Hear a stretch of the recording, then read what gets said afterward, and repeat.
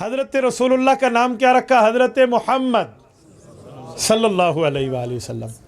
کیوں رکھا؟ کس بنیاد پہ رکھا؟ نام کا معنی کیا ہے؟ نام کا تو لفظی معنی ہے الذی اجتمعت فیہ صفات المحمودۃ کلھا، جس میں تمام اچھائیاں جمع ہوں. تو یہ نام کیوں رکھا؟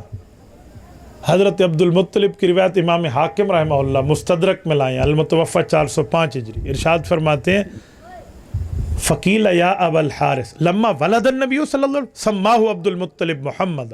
حضور پاک پیدا ہوئے تو حضرت عبد المطلب نے نام محمد صلی اللہ علیہ وسلم رکھا. فقیل یا ابا الحارث ما حملک علی ان تسمى محمد. ساتھیوں نے پوچھا ابو الحارث یعنی عبد المطلب تو نے نام کس بنیاد پہ رکھا؟ معنی تو تعریف والا ہے. تو انہوں نے بہت اچھا اس کا مطلب لیا اور وہ کہنے لگے اردت ان یحمدہ اللہ فی السماء ویحمدہ الناس فی الارض. کہ میرا ماننا یہ ہے کہ اللہ آسمان میں اور مخلوق زمین میں اس کی تعریفیں کرتی رہے گی. یار کیا چیز ظاہر کروائی ہے رب کریم نے ان مقدس زبانوں سے. آپ حضرت عبد المطلب کو پڑھیں، آپ کو ان کو ساتھ حضور کی محبت نظر آئے گی، شرک کہیں نظر نہیں آتا. میں نے اس بنیاد پہ کہا کہ میں نے ملت ابراہیمی پر مانتا ہوں.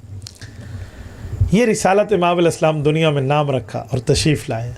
آگے لمبے اور تفصیلی واقعات ہیں، میں ان کو ٹچ نہیں کرتا، میں صرف ایک جھلکی دیتا ہوں. حضرت اماں حلیمہ آئی ہیں، اونٹنی لاغر ہے، لے کر لے گئی ہیں اپنے علاقے میں. پوری آپ نے بات سنی ہے. میں نے الحمدللہ رب کریم کا کرم ہے، ایک نہیں کئی بار حضرت اماں حلیمہ سعدیہ رضی اللہ عنہا رسول اللہ کی والدہ بھی ہیں اور دائی بھی ہیں.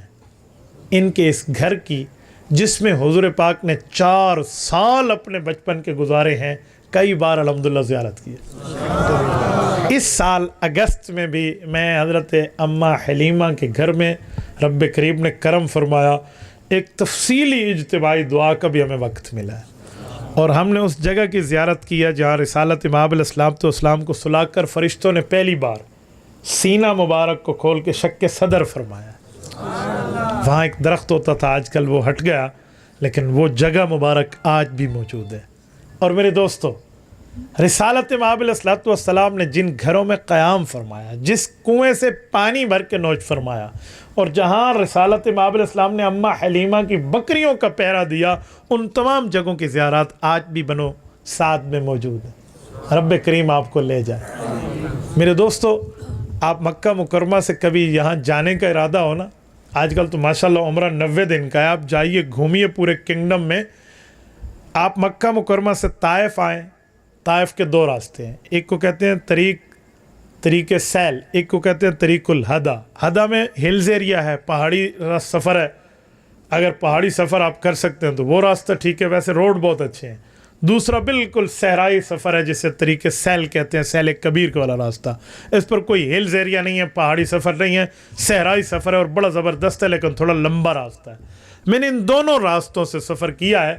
اس میں مزے کی بات میں آپ کو عرض کروں، جو ایمانی مزے کی ہے وہ یہ ہے کہ میں ایک مرتبہ پہاڑی راستے سے گیا تھا، واپس آیا تو میں نے پھر آ کر کتابوں کو کھولا کہ جب حضور پاک علیہ السلام طائف تشریف لے گئے تھے تو حضور پاک علیہ السلام کے ساتھ کون تھا، کتنے دنوں کا یہ سفر تھا جو رسالت مآب علیہ السلام نے کیا ہے.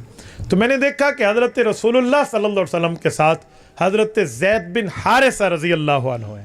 حضرت زید بن حارثہ یہ رسالت مآب علیہ السلام کے ساتھ ہیں، اور آپ علیہ السلام کا یہ سفر جو ہے یہ تقریباً 1 ماہ سے زائد کا سفر ہے. بعض روایات میں تو 50 دن کا سفر بھی لکھا ہے. حضور پاک علیہ السلام طائف، حضور طائف کا جو راستہ اختیار کرتے ہیں وہ سیل کبیر والا ہے، وہ ہدا والا نہیں ہے، پہاڑی ایریا نہیں ہے. کیونکہ اس زمانے میں پہاڑی ایریا سے سفر مشکل ہے تو سیل کبیر سے گئے. تو میں نے اگلے دن اپنے دوستوں کو کہا کہ ایک بار طائف پھر جائیں گے. کہا جی وہ کیوں؟ میں نے کہا سیل کے راستے سے جائیں گے. رسالت مآب علیہ السلام کا طائف کا سفر بھی سیل کبیر کے راستے سے ہوا ہے. تو میرے دوستوں میں بات کا مطلب یہ تھا کہ وہاں ایک ایمانی کیفیت موجود ہے، رب کریم آپ کو لے جائے. تو یہ رسالت مآب علیہ السلام کی جو پیدائش ہے، ان میں جو کرامات اور رسالت مآب علیہ السلام کے لیے اللہ تعالیٰ کی قدرت اور حضور پاک علیہ السلام کے معجزات اور رتبات یہ جو موجود ہیں، تو یہ کوئی بلا وجہ ہے، یہ بلا مقصد ہے. بس صرف آنا اور صرف آنا اور صرف آنا اور صرف میلاد اور صرف پیدائش تک بات ہے؟ جی نہیں، اصل ہے مقصد میلاد کہ حضور پیدا کیوں ہوئے، دنیا میں تشریف کیوں لائے، کس بنیاد پر رسالت مآب کی آمد ہوئی ہے۔ اگر ہم اس مقصد کو پہچان جائیں، ہماری دنیا بھی بہتر، ہماری آخرت بھی بہتر۔